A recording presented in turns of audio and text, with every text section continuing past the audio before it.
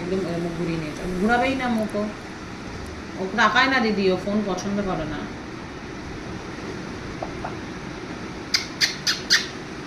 শুনতে পাবো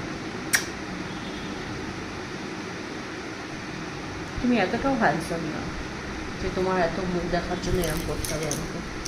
এটা আমি পারি করতে, দেখেছো? দেখো তোমাকে আমার কি ভালো লাগছে, আবার শোষো। কি বলে মাসি, কি বলে তোমার তোমার? চোখটা জানো কিরকম লাইটিংয়ের মতো জ্বলছে, এই কি?